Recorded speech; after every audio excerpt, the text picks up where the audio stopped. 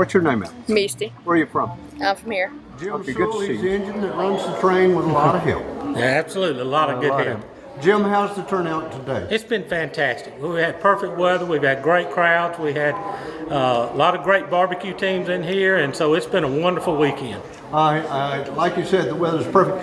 We have shown the park as we filmed and talked about it. This is a wonderful place to bring the family, isn't it? Even though there may not be an event going on, but the campground's perfect. The campground is great. It's we've got a nice playground for kids and a lot of walking trails, hiking trails, so kind of get to see some nature. We've even, for those that are into physical fitness, we've actually got a fitness trail where you've got 10 or 12 exercise stations along a trail through the pines. We've got 3 rental campers set up, so even if you don't have your own camper, you can come for the weekend and use one of ours. Linens are provided, so just bring your personal items and we'll have you fixed up and spend a nice weekend back in nature. I'm going to come, and Jim and I, we may do a little boat trip down the river. Today, Yes, Jim is busy judging barbecue and keeping things organized. Jim, we are in the museum, aren't Yes, we? sir, we are. This is the Heritage Center Museum. Wow.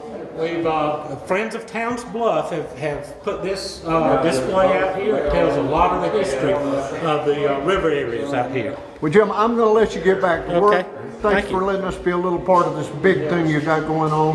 We've certainly enjoyed ourselves today, and we hope to see you again. Well, we certainly appreciate y'all coming and helping promote our What we're area. looking at. We're looking at a mural showing the confluence of the Okmulgee and Oconee rivers coming in to form the Altamaha. Uh-huh. It comes on down, and then the Ohoopee comes into it. Uh-huh. But this area of the Okmulgee is very historical. We, at one time, at the War of 1812, General Blackshear built forts all the way from the Horse Creek to what is now Macon. Uh-huh. And it was known back then as the Okmulgee, the Old Fields. Now, a lot of fresh settlers came up this river and settled up in here, didn't they? Oh yes, but now where we are today was only opened up to settlers in 1820. Uh-huh. It was purchased from the Indians and surveyed, and they started opening it up to settlers in Now, 1820. the Creek tribes were over here, weren't they? The Creek Indians? The Creeks were a confederation of several different Groups? groups. Okay. So many of the tribes had been decimated by the white man's diseases, so there was just a few of several different tribes. Now, didn't we have river boats at one time that would come up Oh here? yes. Yeah. We had, when the water would be high, in the about 1830s, we started having steamboats, but before then, the pole boat was a mode of transportation. Like the one up there in the drawing? I see it. A pole boat could carry as much as 600 bales, half bales of cotton, So they usually get the cotton to the coast so they can get it to England. along with the timber rafting. Okay.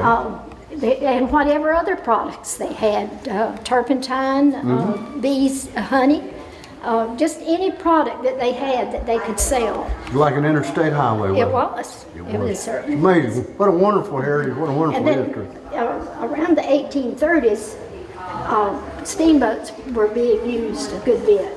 And when waters would be low in the Oconee and the Okmulgee, the pole boats would come down with their cargo attached to a steamboat, and it would carry them down to Darien. When they unloaded their products and loaded back up with the products that the settlers needed upriver, they would attach to the steamboat again, and they would pull them back up to the confluence about a mile from where we are right now, Like a railroad. like a railroad. Wow, isn't that amazing? What a history. And Folks, this part is showing Mary Musgrove's trading post.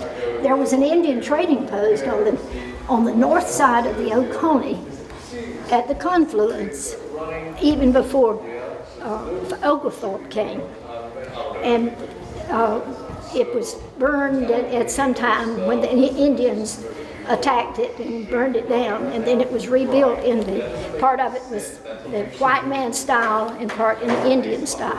So a lot of history over there. Yes. I bet if you come out here and look around, but you can find an arrowhead or two here and there. Oh, yes. And no doubt about it. we are getting up an exhibit. Well, we already have the exhibit. We're just waiting to get it cataloged and in cases and all. But it's the Swift Creek pottery. So that's an exhibit that has been loaned to us for an indefinite period of time. Good to talk to you. In the Same distance, to you can you. see the river. You come back. We're right here at the park, and it is a wonderful, wonderful, wonderful place. We had a great day today up in Hazelhurst, Georgia. Come visit. What a wonderful place.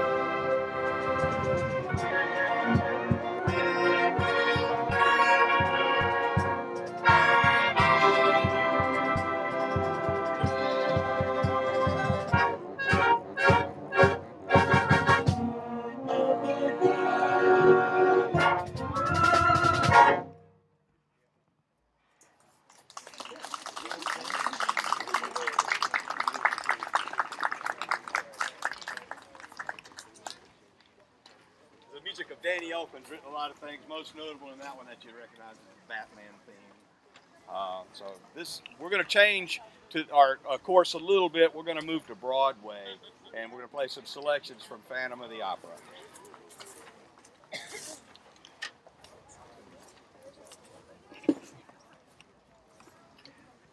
We're in Hazelhurst. This is Jeff Davis Bands.